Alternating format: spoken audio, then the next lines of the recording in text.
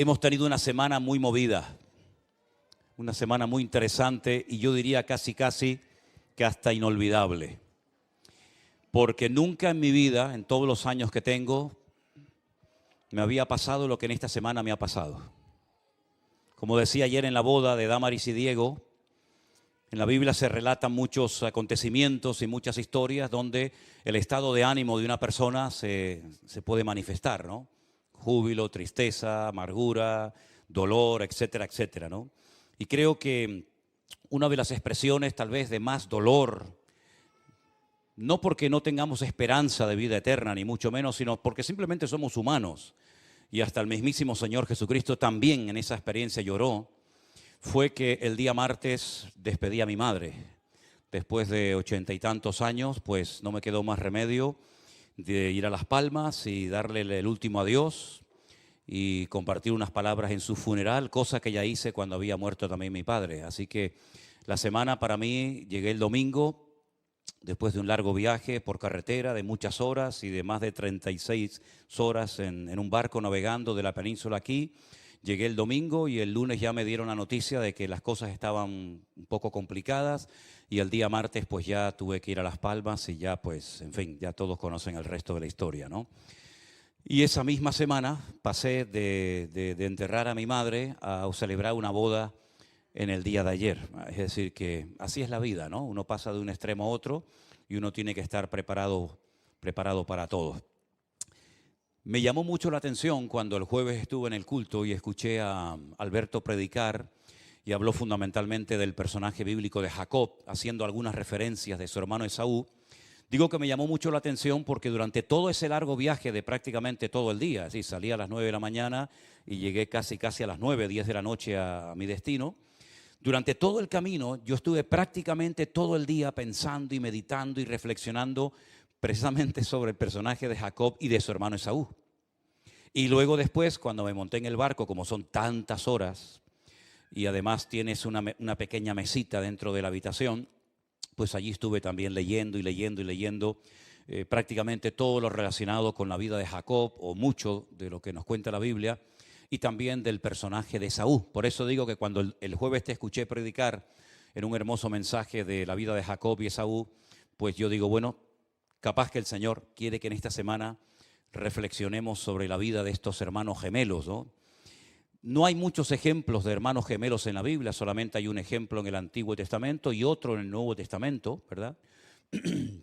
La Biblia nos enseña que el mismo Señor Jesucristo tenía un hermano gemelo dentro de sus discípulos, Tomás el Dídimo. La palabra dídimo significa hermano gemelo. Lo curioso es que llamó a uno, pero no llamó al otro, ¿verdad? Podía haber llamado a los dos hermanos gemelos para ser discípulos de Cristo, pero curiosamente llamó a uno y sin embargo del otro no sabemos prácticamente nada, salvo que la Biblia dice que era hermano gemelo del discípulo llamado Tomás. Si vamos al Antiguo Testamento, vamos a encontrar mucha información, tanto de uno como de otro. Incluso antes del nacimiento de estos hermanos, ya la Biblia nos cuenta cosas muy interesantes acerca de ellos. Los padres de estos muchachos, Isaac y Rebeca, eran personas creyentes. Isaac era nada más y nada menos que el hijo del patriarca Abraham. Había heredado una tremenda fortuna. Y cuando él viene del monte Moriah, donde estuvo a punto de perder la vida, porque él era la víctima que ese día iba a ser sacrificada, la Biblia dice que cuando llegó a la casa, después de ese largo viaje, tanto de ida como de vuelta, cuando llega a casa, su madre ya había fallecido. Algunos comentaristas opinan que Sara no soportó eso de tener que despedirse de su hijo amado Isaac y nunca más volver a verlo, y más sabiendo que ha sido llamado por Dios para ser una víctima, cosa que después sabemos que no ocurrió.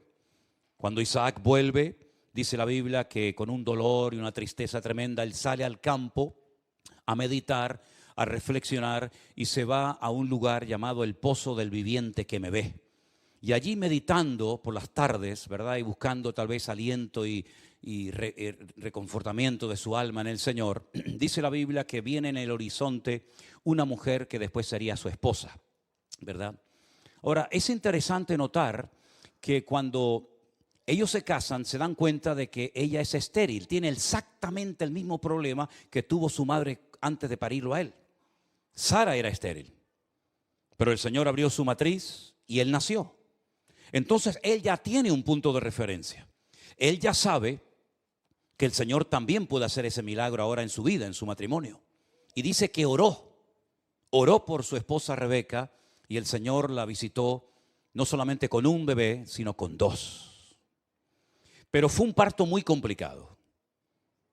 Ella incluso llegó a desear morir, porque dice que desde el vientre ya estaban peleándose el uno al otro, dándose puñetazos, dándose patadas. Y ella dijo, yo no quiero vivir así, yo tengo una guerra dentro de mi vientre. Y dice que fue a consultar al Señor, y el Señor le dio una palabra y le dijo, 2 naciones hay en tu seno, 2 pueblos estarán divididos desde tus entrañas. Fíjate qué palabra profética tremenda le está dando el Señor a esta mujer. Un pueblo será más fuerte que el otro pueblo, y el mayor servirá al menor. Seguro que esta palabra ella se la tuvo que compartir a su marido, ¿no les parece? Seguro que tuvo que ir a Isaac y decirle, mira lo que me ha dicho el Señor. Estoy embarazada no de uno, sino de 2 muchachos, varones los 2. Son 2 pueblos, 2 personas completamente diferentes por dentro y por fuera. Uno representa un modelo, un estilo de vida, y el otro modelo y estilo de vida completamente opuesto a su hermano. Y el Señor me ha dicho que al final el que salga primero, es decir, el mayor, como se llama en hebreo el bejor, el primogénito, terminará sirviendo al menor, al segundo que salga. Y con esta palabra,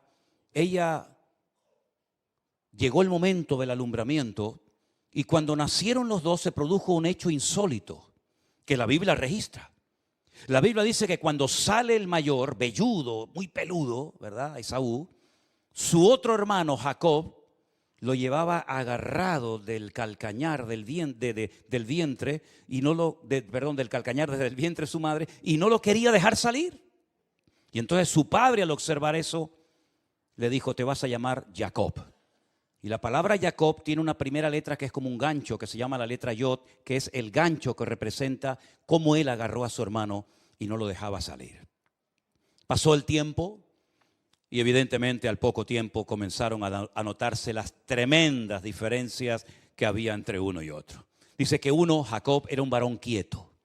Le gustaba reflexionar, meditar, tener comunión con Dios. El otro era un varón fiero, un hombre de campo, un hombre que se convirtió en un tremendo cazador. Su padre estaba con él loco porque era el que le daba de comer a la familia. Sin embargo, la madre siempre tiró por el otro, por el pequeño. Y cometieron un grave error porque sin querer el hogar se dividió. Y llegó el momento cuando Isaac sabía que tenía que partir. Y lo que hacían los patriarcas en aquella época era terminar sus días bendiciendo a sus hijos. La palabra bendición es berajá y la palabra primogénito es bejor.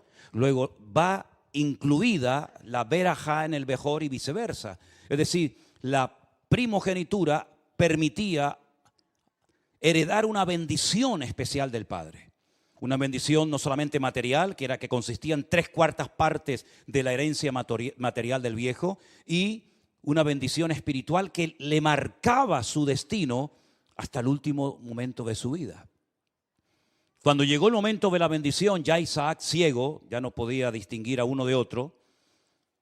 La madre Raquel le dice a su hijo Jacob, como sabéis, que se ponga unas pieles y que se haga pasar por su hermano Esaú mientras éste ha ido al campo a buscar comida para su padre, y entonces ahí se produce lo que todos ustedes saben. Es interesante notar que cuando tú lees toda la información que te da la Biblia sobre Esaú, Esaú nunca jamás pronunció el nombre de Dios para nada. Nunca. Si les interesa hacer esta tarea, que creo que es muy interesante, cuenten la cantidad de veces que Jacob menciona a Dios o el nombre de Dios a lo largo de su vida. Constantemente lo está haciendo.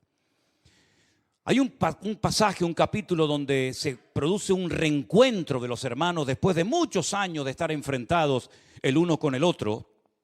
Y cuando se encuentran, Jacob le da un regalo de más de 800 cabezas de ganado a su hermano, y este dice, yo tengo suficiente. pero nunca mencionó a Dios. En esa suficiencia, en esa abundancia que él tenía, jamás le atribuyó la gloria a Dios. Pero fíjense ustedes y cuenten la cantidad de veces que Jacob le atribuye su bendición, su prosperidad a Dios, constantemente. Gracias a Dios, estos son los hijos que Dios me ha dado. Y continuamente tiene a Dios en su boca. Y repito, Esaú jamás, nunca mencionó a Dios. Nunca fue un hombre espiritual, jamás. Nunca mencionó a Dios. Y nunca fue un hombre que le dio importancia a la familia. Algo que me llama mucho la atención de la vida del patriarca Jacob es que cada vez que se habla de Jacob, siempre se hace referencia a sus esposas, a sus hijos, a sus nietos. Era un hombre tremendamente familiar. Incluso, si ustedes leen en el capítulo 35, el verso 29 de Génesis, dice que el día del funeral, el día que van a enterrar a su padre, fue Esaú, solo, sin sus esposas, sin sus hijos, sin nadie, solo. Pero Jacob se llevó a sus esposas y a sus hijos el día que enterró a su padre. Constantemente el nombre de Dios en la boca de Jacob y constantemente haciendo la Biblia referencia a lo familiar que era, a la importancia tan grande que él le daba a su familia. Prueba de ello, que trabajó duro y durante muchos años para poder obtener una esposa. Ahora, en el capítulo 25 del libro del Génesis se nos relata la historia de la cual realmente quiero hablar. Y es cuando Esaú toma la peor decisión de su vida. Algunos me han preguntado, ¿crees que Esaú era consciente de lo que estaba haciendo? Yo creo que sí. Estoy totalmente convencido de que Esaú no era ningún ignorante. Él sabía perfectamente a lo que se exponía si tomaba esa decisión. Pero como no era un hombre espiritual, para él lo espiritual no tenía ningún valor. Prueba de ello que en el libro de Hebreos se le llama profano, y después hablaremos un poco de eso. En el verso 27 dice, crecieron los niños y Esaú fue diestro en la casa, hombre de campo, pero Jacob fue un varón quieto que habitaba en tiendas. Verso 28, Isaac amó a Esaú porque comía de su casa, mas Rebeca amaba a Jacob. Guisó Jacob un potaje y volviendo Esaú del campo cansado le dijo a Jacob, te ruego que me des a comer de ese guiso rojo, pues estoy muy cansado. Por tanto fue llamado su nombre Edom. La palabra Edom hace referencia al color rojo. De hecho, cuando vas a Israel y estás en el desierto de Judea, esto es un pequeño dato que les doy, cuando estás a este lado del mar muerto, del Yam Hamela, el mar de la sal, te das cuenta que a la caída del sol, por la tarde, las montañas del otro lado de Israel, es decir, lo que sería Moab o Edom en antaño, son de color rojo. A este lado ese color en las montañas no aparece porque el atardecer da al otro lado y todas esas montañas de color rojo era el territorio de Edom, donde vivía Esaú. Y dice aquí, Jacob le dijo, véndeme en este día tu primogenitura. No le está engañando. Simplemente le dice, véndemela. Entonces dijo Esaú, escuchen bien esto. He aquí, yo me voy a morir. También Jacob se iba a morir y tú te vas a morir y todos nos vamos a morir. Pero fíjate el concepto que tenía Esaú de lo espiritual. Dice, yo me voy a morir, ¿para qué me servirá la primogenitura? Es verdad que la primogenitura no te sirve para librarte de la muerte. Es verdad. Es verdad que la primogenitura no te ayuda al día que te mueras. Pero la primogenitura te ayuda mientras estés vivo y a tu descendencia. Pero él menospreció la primogenitura y le dijo a Jacob, júramelo que en este día. Y él le juró y vendió a Jacob su primogenitura. Entonces Jacob le dijo a Esaú, le dio a Esaú pan y del guisado de las lentejas, y él comió y bebió y se levantó y se fue. Así menospreció Esaú la primogenitura. No le dio ningún valor a lo espiritual en su vida. Si fue consciente o no de lo que hizo, Dios lo sabe. Pero lo que pasó aquel día no es solamente el hecho de que menospreció la primogenitura, sino que se desconectó de una herencia espiritual que tanto él como su descendencia recibirían.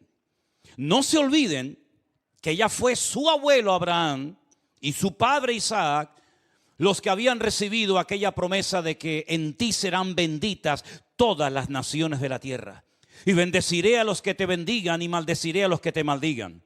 Y te daré una tierra y serás de tanta muchedumbre de gente que serás como las estrellas de los cielos o como las arenas del desierto.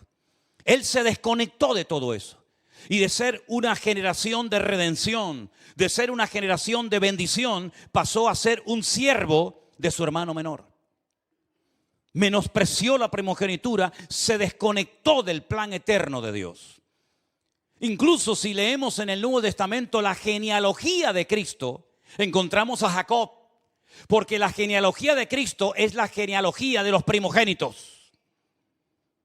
Y ahí aparece Jacob, aunque no nació el primero.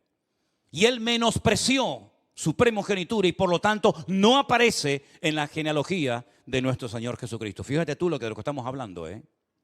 No solamente eso, sino que hoy podríamos decir que nosotros creemos en el Dios de Abraham, en el Dios de Isaac y en el Dios de Esaú. Pero eso no se usa así, sino que mencionamos en tercer lugar a Jacob. Creemos en el Dios de Abraham, amén. Creemos en el Dios de Isaac, amén. Y creemos en el Dios de Jacob, amén. Porque él luchó por su primogenitura. Él le daba un valor y una importancia tremenda a lo espiritual. No es que lo material no sea importante, no estoy diciendo eso. Sino que para Jacob lo más importante en la vida era más importante ser que tener. Y por cubrir una necesidad inmediata como era el hambre, no tener hambre, menospreció lo más trascendental de la vida, que es tener una relación y una comunión con Dios. Y pasó de ser un gobernante y una cabeza a ser un servidor y una cola.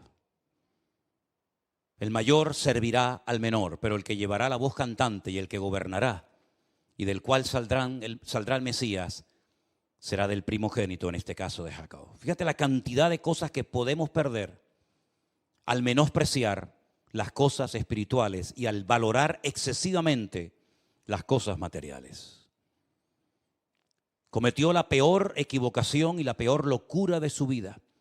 Y en la carta a los Hebreos dice que se convirtió en un profano. Es la palabra que aparece cuando hace referencia Hebreos 12:16 a la vida, al personaje de Esaú. No sea que haya algún fornicario profano como Esaú, que por una sola comida vendió su primogenitura.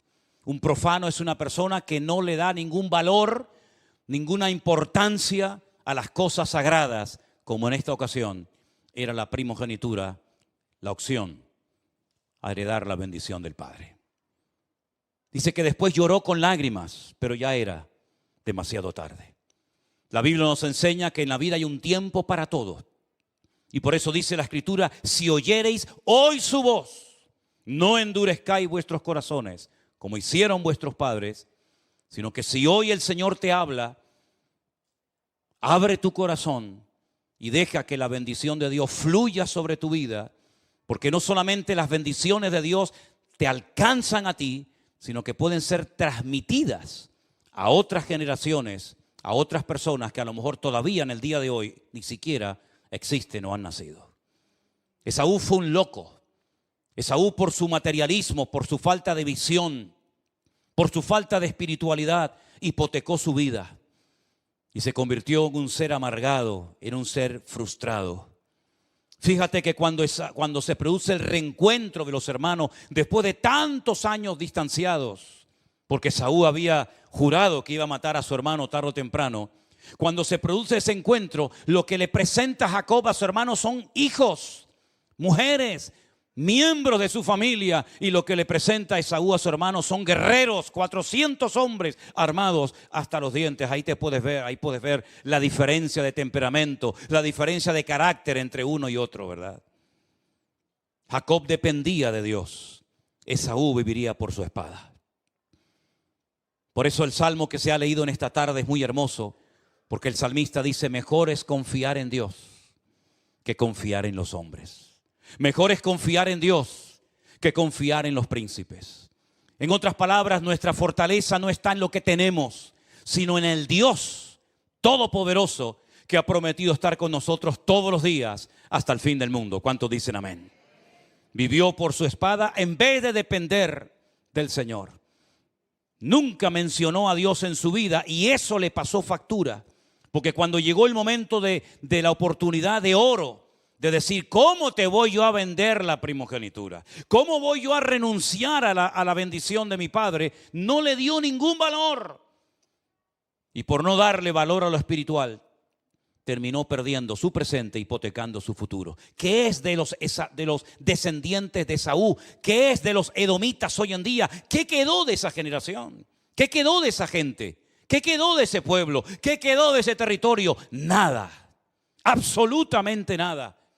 Pero la descendencia de Jacob cada día es mayor y es como las estrellas de los cielos y como la arena del mar. ¿Por qué? Porque confiaron en Dios, y el que confía en Dios caerán a tu lado 1000, 10,000 a tu diestra, mas a ti jamás llegará, por cuanto el Señor es tu Dios todopoderoso. ¿Cuántos dicen amén? ¿Cómo vas a vivir tu vida? ¿Con la actitud de Jacob o con la actitud y el espíritu de Esaú? ¿Cómo te vas a plantear tu presente y tu futuro? Poniendo a Dios en primer lugar en tu vida, consultando con Él y peleando si hace falta, hasta la sangre, como dice la Biblia, por la bendición de Dios y por la vida eterna. ¿O vas a ser como Esaú, una persona que por un plato de lentejas es capaz de vender lo más hermoso que tenía en esta vida? Ahora, humanamente hablando, Jacob no tenía ninguna posibilidad de éxito en la vida. Seamos sinceros. No era tan fuerte como Esaú. No era diestro con el arco. Era una persona más bien cerrada, tímida, introvertida. Encima había nacido el segundo. No tenía el amor ni el aval de su padre. Más que nada era su madre lo que la quería y lo apoyaba. Es decir, humanamente hablando, Jacob hubiera sido un pobrecito toda la vida. De hecho, cuando ustedes ven la bendición que tenía preparada su padre para Jacob, es una bendición muy pobre. Todo lo bueno, las lluvias, las mejores tierras, los mejores ganados, lo mejor se lo iba a dar a su hermano. Lo que le iba a quedar a Jacob era prácticamente nada, algo muy insignificante. Sin embargo, hay una característica en la vida de Jacob que yo creo que sería muy bueno que nosotros también la tuviéramos, y es que fue una persona que peleaba con tal de obtener la bendición de Dios. Y todas aquellas personas que se esfuerzan por el reino de Dios, Dios los bendice. La Biblia dice que Dios honra a aquellos hombres que le honran a Él. La Biblia dice que los que son fieles en lo poco, Dios los pondrá sobre mayores cosas. La Biblia nos enseña que los que trabajaron aún llorando, con regocijo segarán trayendo sus gavillas. En otras palabras, vemos que en la Biblia a veces lo que aparentemente no tiene ningún futuro, su destino es un caos. Cuando te pones en las manos de Dios, Dios puede transformar tu lamento en baile. Y puede ser que seas un botón de muestra y un punto de referencia a tu familia y a las personas que te conocen y te rodean. ¿Qué valor tú le das a lo espiritual que hasta el día de hoy has recibido o has aprendido? Si quieres te menciono algunas cosas. ¿Qué valor le das al hecho de poder tener una Biblia en tu mano? ¿Sabe la gente que ha muerto? ¿Sabe la sangre que se ha derramado para que este santo libro lo podamos tener hoy aquí en el púlpito y leerlo en nuestras casas? Algunos lo llevan en el teléfono, etcétera. Le das un valor incalculable al hecho de tener la palabra de Dios escrita en tu propio idioma, para que en cualquier momento del día o de la noche, en cualquier lugar en el que te encuentres, puedas consultar, puedas averiguar cuál es el propósito de Dios para tu vida. ¿Valoras el hecho de tener la Biblia, la palabra de Dios en tus manos? ¿Valoras el hecho de poder tener una iglesia donde congregarte? Cosa que le gustaría a muchos y no pueden. ¿Valoras el hecho de tener una gran familia universal en todas partes del mundo que aman y claman y adoran al mismo Dios que tú adoras y honras y le sirves? ¿Valoras la familia, la esposa, el marido, los hijos que tienes? ¿Valoras tu vida? ¿Valoras todo lo que Dios te ha dado? ¿O has caído en la trampa de creer como Esaú, que todo lo has obtenido por el sudor de tu frente y por tu experiencia y por tu sabiduría? ¿O le atribuyes todo y le das la honra y la gloria únicamente a nuestro Dios? Jacob sabía perfectamente que sin la bendición de Dios no se puede vivir. Ya lo dijo el Señor Jesucristo en otras palabras, ¿verdad? Separados de mí, nada podéis hacer. Todas las personas, y hay muchas en la Biblia, que menospreciaron la bendición de Dios, la unción de Dios, la gracia de Dios, ponle el adjetivo que quieras, terminaron mal. Esaú terminó mal, Caín terminó mal, Saúl terminó mal. Todos los personajes de la Biblia, fíjate por ejemplo la tristeza de Sansón, un muchacho que lo tenía todo y sin embargo terminó mal. ¿Por qué? Porque toda persona que no valora, que no aprecia, que no pone en su justo lugar la bendición de Dios, que no busca el reino de Dios y su justicia para que todo venga por añadidura, todos terminan mal. Miren por ejemplo aquel que se dejó dominar 100% por el espíritu materialista de Esaú. En el Nuevo Testamento terminó ahorcado, con sus entrañas desparramadas por la tierra. ¿Y de quién estoy hablando? De Judas Iscariote. Un hombre que es capaz por 30 piezas de plata vender nada más y nada menos que al primogénito de entre los muertos, a nuestro Señor Jesucristo. Como terminó, amargado, frustrado y quitándose la vida. No hay ni uno a lo largo de la historia bíblica ni extrabíblica que haya terminado bien, bendecido, prosperado, contento, gozoso, alegre, transmitiendo vida y no muerte por haber menospreciado al Señor. Ni uno, hermanos, ni uno. Pero sin embargo la Biblia está llena de cientos de miles de hombres y de mujeres, y la historia también, de personas que empezaron tal vez de a poquito, pero fueron fieles al Señor y amaban al Señor. Y pueden decir que por el hecho de amar a Dios, fíjate qué promesa con tal trascendencia y profundidad. Por el hecho de amar a Dios, ya no te dice por el hecho de predicar, por el hecho de cantar, por el hecho de ser un misionero famoso, no. Por el hecho simplemente de amar a Dios, que dicho sea de paso, es el mandamiento más grande e importante de todos. Amén, hermanos. Amarás al Señor tu Dios con toda tu alma, con toda tu mente y con toda tu fuerza, ¿sí o no? Por el hecho de amar a Dios, todo lo que te va a ocurrir en la vida te va a ayudar para bien. Es una promesa impresionante. Tal vez nunca predicarás, tal vez nunca te subirás a una plataforma ni siquiera decir buenas tardes, pero por el hecho de amar a Dios, la pérdida de un trabajo, la pérdida de un ser querido, un menosprecio, una crítica o lo que sea, todo lo que te acontezca a lo largo de tu vida, por el hecho, ya digo, de amar a Dios, todo te ayudará bien. Y podrás dormir en paz. Y podrás transmitir paz y ser llamado un pacificador o un hijo de Dios, que es prácticamente lo mismo. Y podrás decir: ni la muerte, ni la vida, ni ángeles, ni principados, ni lo presente, ni lo porvenir, ni ninguna cosa creada jamás me podrá separar del amor de Dios que es en Cristo Jesús, Señor nuestro. Y podrás decir: sí, tengo pruebas, tengo aflicciones, tengo luchas, tengo dificultades, pero tengo la seguridad que el que comenzó en mí la buena obra la perfeccionará hasta el día de Jesucristo. Y tengo la seguridad total y absoluta, no tengo la más mínima duda, que las aflicciones del tiempo presente no son comparables con la gloria venidera que en mi vida se va a manifestar.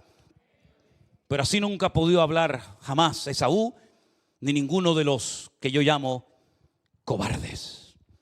Porque el que no ama a Dios es un cobarde. Porque el que no sigue a Dios es un cobarde. Porque el que no se compromete y se sacrifica por Dios es un cobarde. Y dice la Biblia que los cobardes, los incrédulos, los abominables y homicidas no entrarán en la ciudad de los valientes y de aquellos que pelearon por la bendición de Dios y la obtuvieron aunque fuera entregando su vida. Así que mi pregunta es: ¿qué valor tú le vas a dar a lo espiritual?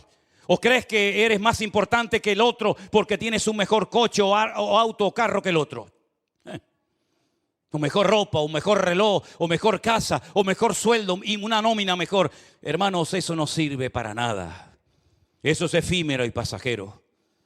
Y hoy el que te levantó te puede poner la pierna en el cuello y aplastarte como una cucaracha. Pero si tú pones tu mirada y tu confianza en el Señor, podrás estar tranquilo y ver que este hombre como Jacob, cuando llega a Egipto, y yo creo que ha sido uno de los hombres después de Job, es una opinión personal, de los que más sufrió a lo largo de la historia. Los sufrimientos de Jacob son terribles. Por eso él incluso le llega a decir al faraón: tengo pocos años, 147, le parecían pocos, y malos. Le violan una hija, un hermano lo quiere matar, siempre tenía el peso de haber engañado a su propio padre en el lecho de la muerte. Sus hijos hicieron un desastre en una ciudad que aparentemente se querían, digamos, convertir o hacer como ellos. Se le muere la mujer amada. Le dicen que su hijo José se lo ha llevado una mala bestia a la otra vida. Es decir, la vida de Jacob es una tragedia tras tragedia. Pero ¿cómo termina Jacob? Llamando a todos sus hijos alrededor de su lecho y les dice: venid, que os voy a bendecir y os voy a profetizar lo que los va a pasar a cada uno de ustedes en los días postreros. Y si tú analizas una por una las bendiciones de Jacob a sus hijos, prácticamente todas se han cumplido en su vida. Porque lo importante no es cómo empezó la historia, lo importante es cómo termina la historia. Nació el segundo, ya no tienes ninguna posibilidad, llegaste tarde, querido. Tu hermano mucho más fiero y valiente que tú, no tienes ninguna posibilidad en la vida. Y tuvo que huir, no fue capaz de decir: yo no voy a huir, si me quieres matar, peleemos cuerpo a cuerpo, a ver quién puede más. Tuvo que huir 22 años al extranjero para salvar su vida. Y cuando retorna otra vez, tiene tanto miedo que pone primero a la sierva y después a algunos hijos y después al final se pone él, porque en el fondo tiene miedo. Pero el día anterior había ocurrido en Jacob algo muy interesante que pocas veces se menciona. Porque uno dice: ¿de dónde sacó tanta fuerza y tanta confianza y fe en el Señor este hombre? Porque Saúl, si hubiera querido, lo hubiera matado. A él y a todo lo que había atesorado durante los últimos años de su vida. El día anterior a ese encuentro con su hermano, él tuvo un encuentro con Dios. Y cuando uno tiene un encuentro con Dios, no le tienes miedo a nada ni a nadie. Amén, hermanos. A nada ni a nadie. El día anterior él se quedó solo. Y ese es el gran problema que mucha gente tiene, que siempre tienen que estar acompañados de alguien. Si no es un amigo, es el padre o es la madre o es el marido. Pero él tenía necesidad de quedarse solo. Y en ese encuentro solo se encontró con Dios. Y Dios le cambió la vida por dentro y le cambió la vida por fuera. Hasta el nombre le cambió, dice la palabra. Y le dijo: a partir de hoy no seguirás siendo un suplantador. No seguirás luchando a tu manera y a tu aire, sino que a partir de hoy tu nombre será Israel. Y cada una de las letras de ese nombre tiene un significado muy interesante. Y no quiero detenerme demasiado en esto, por las tres primeras: Yashar significa recto, Él es Dios. A partir de hoy, camina recto. Yisharel, Israel, camina recto delante de Dios. El fin no justifica los medios, Jacob. Tienes que aprender un estilo de vida diferente. No es con artimañas y con engaños y con manipulaciones, sino es caminando recto delante de mí, que se abrirán las puertas y yo estaré contigo y yo te bendeciré. Y Jacob tuvo que aprender un nuevo modelo de vida. Y hay algunos que lo aprenden a los 20 años, y otros a los 30, y otros a los 40, y otros nunca. Y han ido por la vida a base de empujones. Y han obtenido muchas cosas, es verdad, pero no por el favor de Dios, sino porque ellos mismos, ellas mismas, se han abierto camino en la vida. Con sus currículum, con su experiencia, con su palabra, con su pico de oro o con lo que tú quieras. Pero la vida de Jacob es una vida de sufrimientos, es una vida donde experimentó aflicciones tremendas, pero fue un hombre que se dejó tratar y moldear por Dios. Y hay un denominador común en la vida de este hombre que yo admiro, y es que en el fondo amaba a Dios. Mi pregunta es: ¿tú amas a Dios? ¿Tú amas a Dios? Esa fue la pregunta que Jesús le hizo a Pedro. Después de haberle negado, después de haberle abandonado, no te voy a preguntar otra cosa más que ¿cómo está tu nivel de amor hacia mi persona? Si verdaderamente me amas, ha llegado el momento de demostrarlo. Ya las palabras se las lleva el viento y las palabras no sirven para nada, Pedro. Si me amas, tienes que apacentar mis ovejas. Si me amas, tienes que renunciar a esto. Si me amas, demuéstralo con tus palabras. Y al final de tus días te daré el privilegio y el honor de poder extender tus manos y morir como yo voy a morir. Hermanos queridos, este hombre vendió su primogenitura y cometió la peor locura de su vida. ¿Cuántos echan a perder su vida por unas faldas? Por un puesto de trabajo. ¿Cuántos echan a perder su vida por unos papeles? ¿Cuántos echan a perder su vida, hipotecan su primogenitura, es decir, su relación con Dios, por algo que hoy te lo dan y mañana te lo pueden quitar? Pero ¿cuál es el modelo de vida que Cristo nos enseña? Mirad las aves del cielo que no siembran ni hilan, que no almacenan en graneros y vuestro Padre Celestial las alimenta. ¿No valéis vosotros mucho más que las aves del cielo? Buscad primeramente el reino de Dios y su justicia, y todas estas cosas que tantos preocupan vendrán por añadidura. Ese es el modelo que el Señor le enseñó a Jacob, y ese es el modelo de vida que el Señor nos enseña hoy a todos y a cada uno de nosotros. A confiar en Dios, a creer en Él y a defender a capa y espada la bendición que Dios ha puesto sobre nuestras vidas. ¿Cuántos dicen amén? Cierra tus ojos ahí donde estás, por favor. Cierra tus ojos un momento y pregúntate esto en esta tarde. ¿Qué valor le estoy dando yo hoy a la bendición del Señor en mi vida? ¿Qué lugar ocupa la bendición de Dios en mi familia?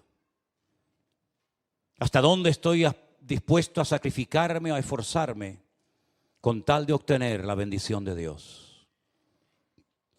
Veo en el ministerio del Señor Jesús que viajaban horas y días enteros los enfermos para ir hasta donde estaba el Maestro, porque sabían que Él les podía sanar.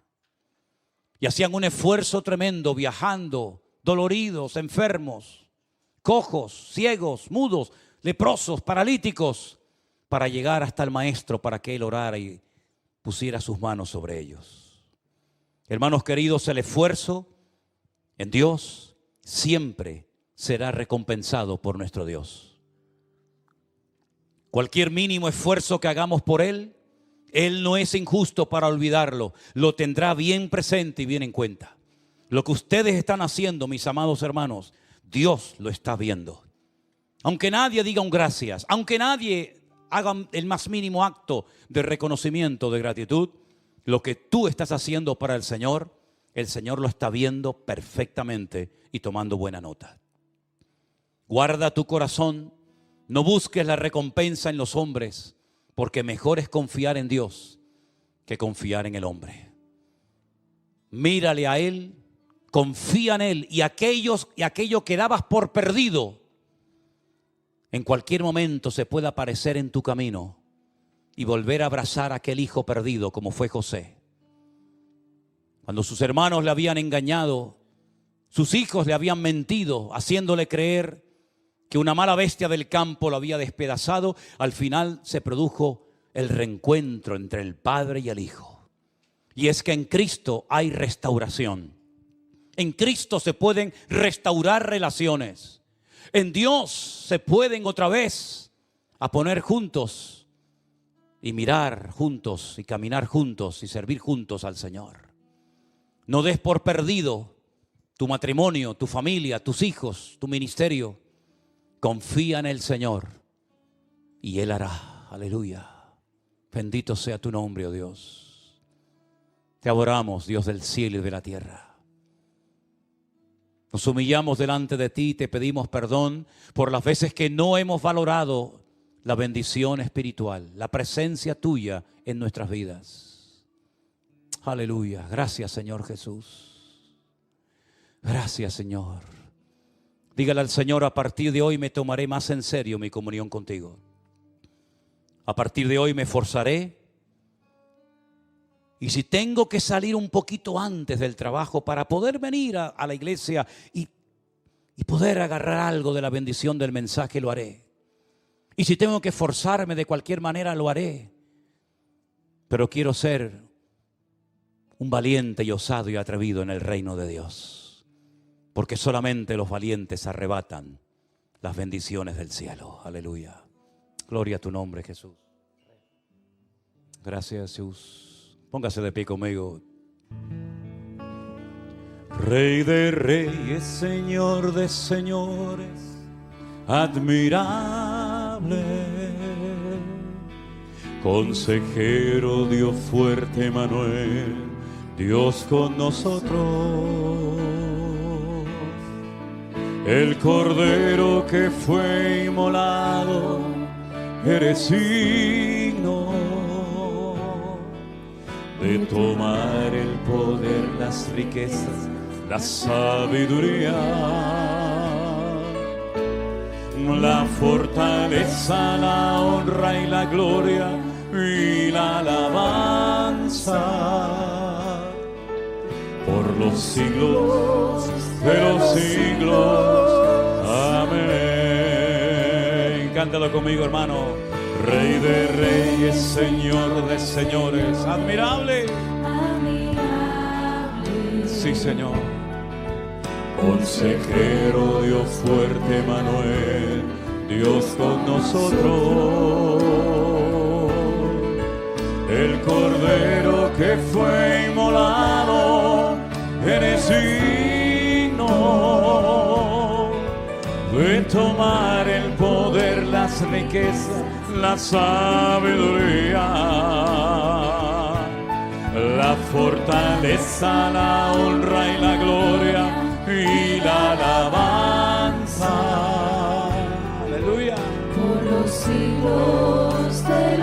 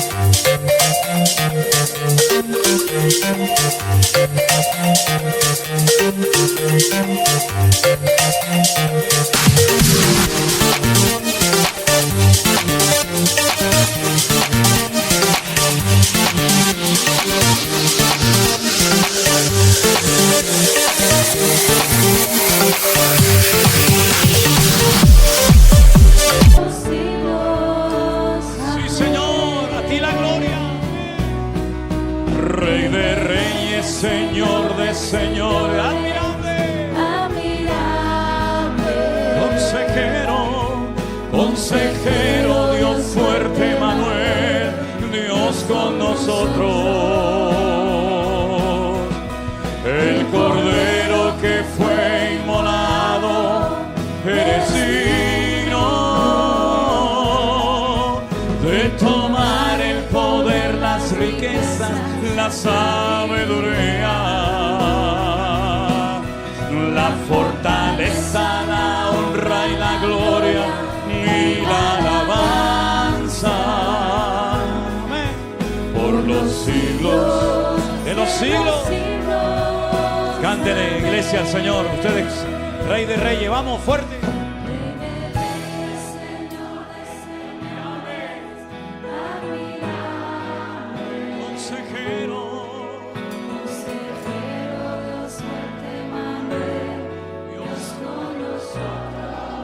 El Cordero de Dios, el Cordero que fue inmolado, eres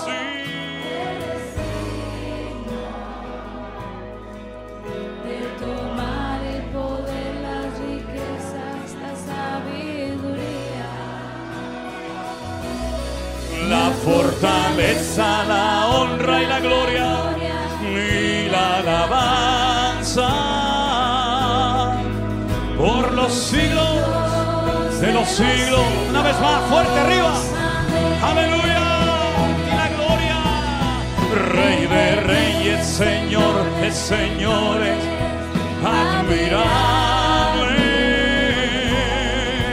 Consejero, Dios fuerte, Manuel, Dios con nosotros. El Cordero que fue inmolado, eres digno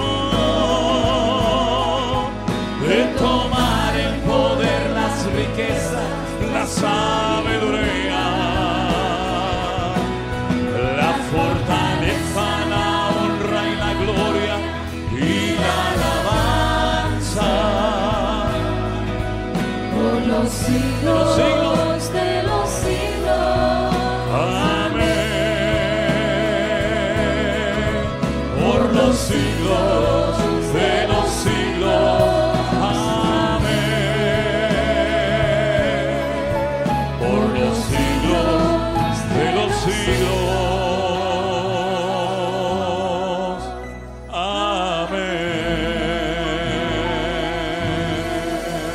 Amén. Aleluya. Fuertes aplausos a Él.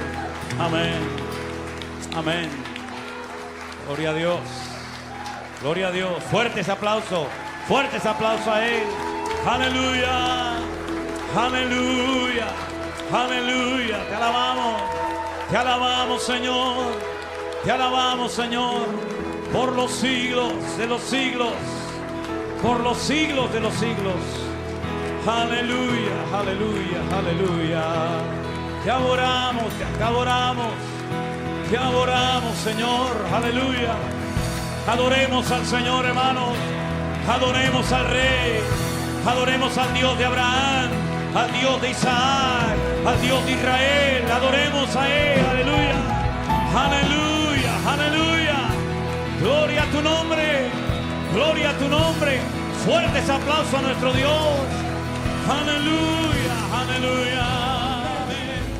Y mantener la fe, mi Shema, mi lo me faje, y esta emuna de ave, pelando y es en Beletaona, Bejushomero tano mi culán, lo importante.